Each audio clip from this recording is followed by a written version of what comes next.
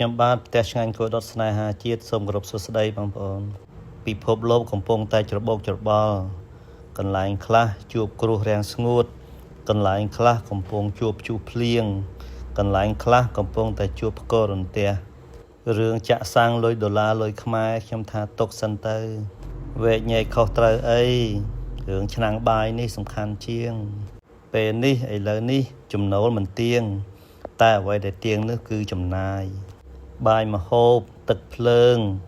បង់ធនាគារគឺទៀងណាស់ខ្ញុំថាងាកមកខំតាមដានរឿងព័ត៌មានសេដ្ឋកិច្ចព័ត៌មាននយោបាយធំវិញទៅល្អជាង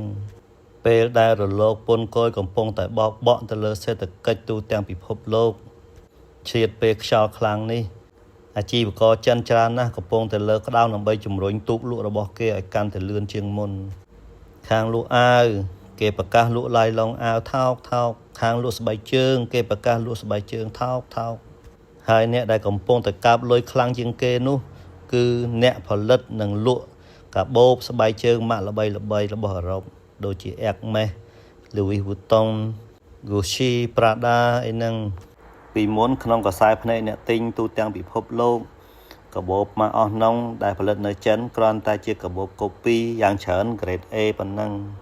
តែឥឡូវនេះកាបូបអស់នោះបានคล้ายទៅជារបស់សុទ្ធនេះហើយគេហៅថាយុទ្ធសាស្ត្រកែប្រែពីគ្រោះមកលៀប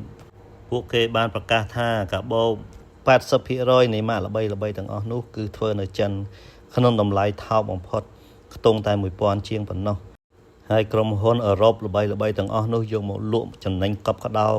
កាបូបមួយ 3-40000 50000 100000ក៏មានដែរនេះគេហៅថាល្បិចបង្វែរការគិតរបស់អ្នកទិញ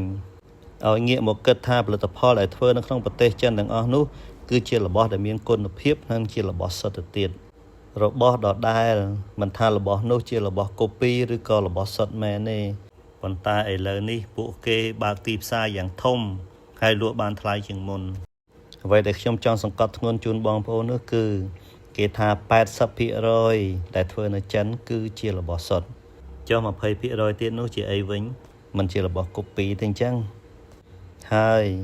របស់សុទ្ធនោះតើថ្លៃដើមពិតជា 1000 ជាងនឹងមែនទេឬក៏ថោកជាងនឹងឥឡូវនេះអាជីវករទាំងអស់នោះអាចលក់កាបូបសុទ្ធក្តីកាបូប copy ក្តីក្នុងតម្លៃ $2,000-3,000 បានយ៉ាងងាយហើយមនុស្សដណ្ដើមគ្នាទិញទៅទៀតខ្លាចបងប្អូនមិនដឹងទើបខ្ញុំយករឿងនេះមកចែករំលែកជូននេះគ្រាន់តែមួយក្បាច់ពីរក្បាច់ទេនៅច្រើនក្បាច់ជាងនឹងទៀតសូមបងប្អូនងាកមកតាមដានរឿងអស់ហ្នឹងមកតាមដានរឿងសេដ្ឋកិច្ចរឿងល្បិចរស់ស៊ីរបស់គេនេះរឿងនយោបាយពិភពលោកនេះវិញសនុកយើងបត់បែនសនុកយើងរៀបចំខ្លួនរៀបចំយុទ្ធសាស្ត្រធ្វើម៉េចកុំឲ្យយើងនឹងរងគ្រោះដោយសារគ្រោះព្យុះមាននឹងខ្លាំងពេកឬក៏អាចកែប្រែពីគ្រោះទៅជាលាភវិញបានដោយក្តីគោរពស្រឡាញ់ដ៏ស្មោះស្ម័គ្រអស់ពីដួងចិត្តខ្ញុំបាទផ្ទះឆ្ងាញ់គោដុតស្នេហាជាតិសូមអរគុណសូមគោរពជម្រាបលា